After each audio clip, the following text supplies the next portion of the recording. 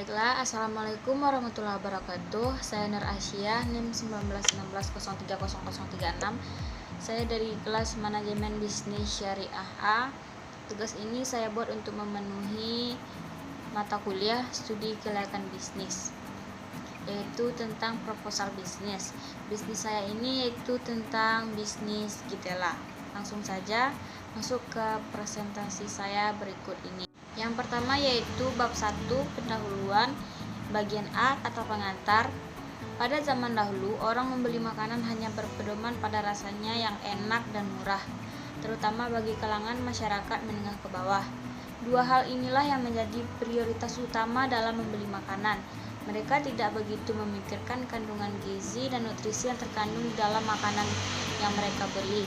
Tetapi pada akhir-akhir ini, pada saat pandemi COVID-19 ini, kecenderungan masyarakat dalam membeli makanan adalah memperhatikan rasa, gizi yang terkandung dalam makanan tersebut, baru memikirkan harga. Oleh karena itu, olahan ubi kayu ini banyak menjadi pilihan manusia untuk menjadi makanan ringan, di mana dari segi rasa, olahan ubi kayu menawarkan cukup banyak rasa yang ditawarkan. Dari segi gizi juga memenuhi kebutuhan gizi manusia. Dari segi harga Kitela ini murah untuk dijangkau di semua kalangan masyarakat. Kedai Kitela ini merupakan usaha potensial yang mengedepankan bahan baku ubi kayu murni yang diambil langsung dari daerah pribumi itu sendiri. Kedai Kitela ini juga terletak di Jalan Buah Sikabu, tepatnya di Kecamatan Empat Negari, Bayang Utara, Kabupaten Pesisir Selatan, Provinsi Sumatera Barat.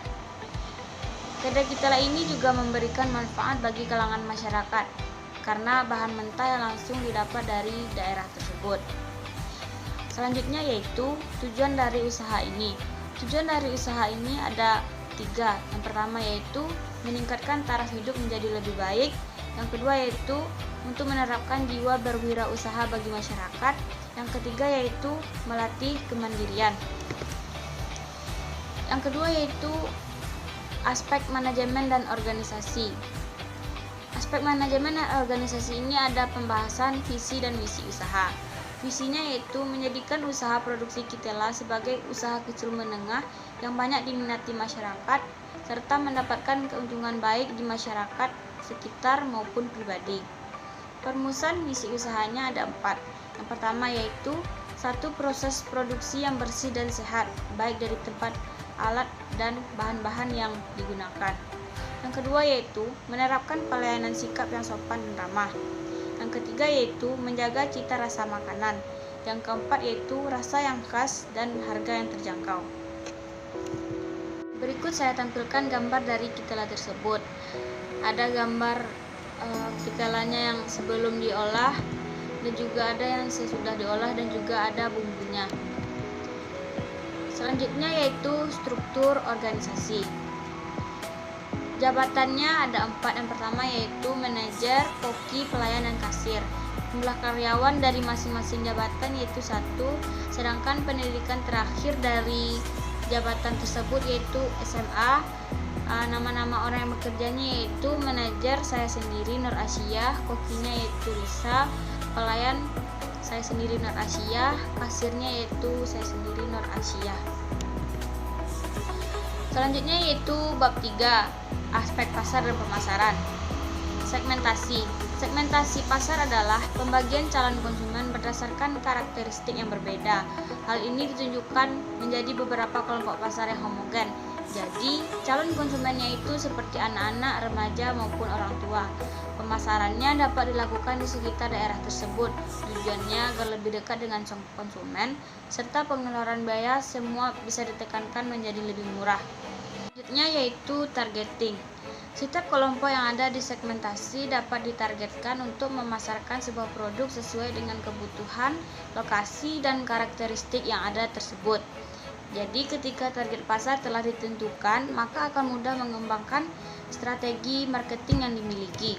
Yaitu positioning. Perkembangan permintaan saat ini cukup banyak dan peminatnya mulai dari anak-anak, remaja maupun orang tua. Perkembangan penawaran saat ini cukup banyak karena harganya yang terjangkau oleh masyarakat. permintaan di masa yang akan datang sama seperti yang sudah dibahas tadi, karena bahan mentahnya tersebut langsung diproduksi, jadi kualitasnya masih terjaga dan aman untuk dikonsumsi.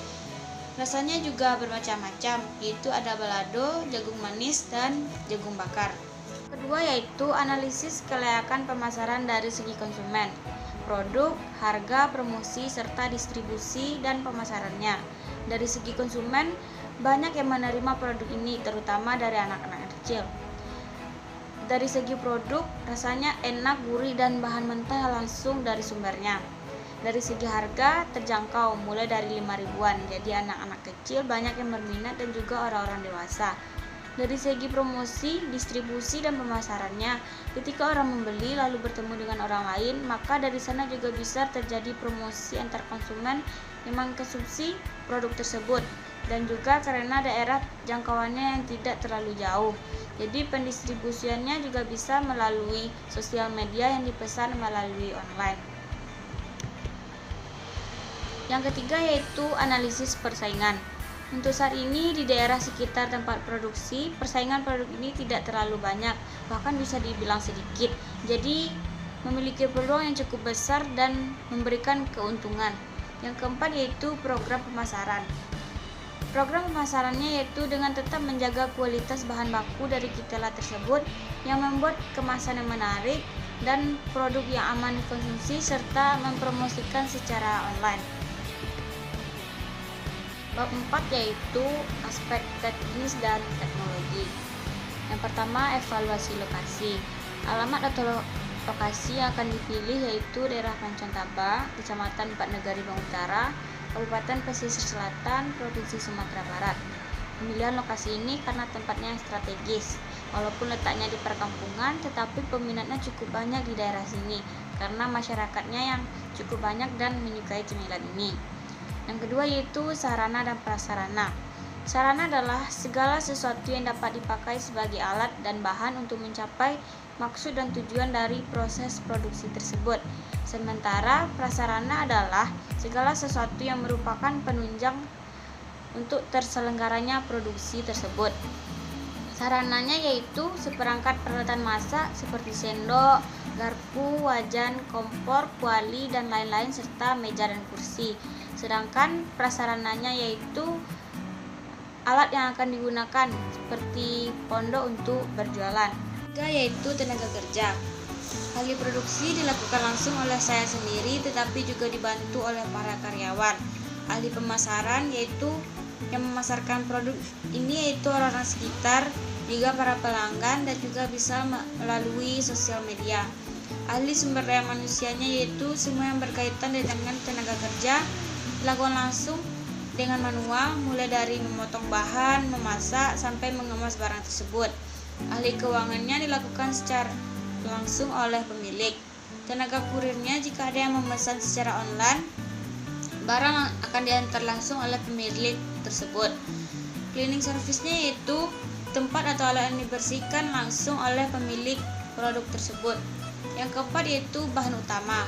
Bahan utama dari produk ini adalah ubi kayu yang diolah langsung menggunakan tenaga kerja manusia atau secara manual, sehingga kualitas produk akan tetap terjaga. Yang kelima yaitu bangunan dan tata letak. Bangunan usaha ini adalah berupa pondok kecil yang dibentuk menjadi sebuah tempat untuk usaha produk ini. Bangunannya tidak terlalu besar, tapi cukup untuk mencukupi usaha produk ini. Tata letaknya juga sudah ditata dengan baik, mulai dari kursi untuk pembeli dan meja juga yang lain-lainnya. Yang keenam yaitu jadwal pelaksanaannya. Waktu pelaksanaan untuk menjual produk ini yaitu mulai dari jam 11 pagi sampai jam 11 malam. Yang kelima yaitu aspek keuangan, estimasi biaya. Pembelian ubi kayunya yaitu seharga 60.000, bumbu kitalannya 42.000, minyak gorengnya 35.000, stiker logonya 15.000, gas 20.000, bungkus kemasan 20.000, jadi total semuanya yaitu 194.000. Selanjutnya yaitu perhitungan harga pokok produksi dan penjualan. Perhitungan harga pokok produksi dan penjualannya, persediaan bahan baku. Persediaan awalnya yaitu 194.000, pembeliannya yaitu 750.000, saldo akhir jadi total semuanya adalah 944.000. Ini yaitu persediaan barang dalam proses atau work in progress. Persediaan awal, total biaya semua bahan bakunya yaitu 194.000, biaya tenaga kerja langsung dan saldo akhir. Biaya overhead pabriknya yaitu biaya transportasi dan BBM yaitu sebesar 100.000, biaya listrik dan teleponnya 50.000, biaya tenaga kerja tak langsungnya 100.000. Jadi total semua biaya overhead pabriknya yaitu sebesar 200.000. Bab 6. Kesimpulan.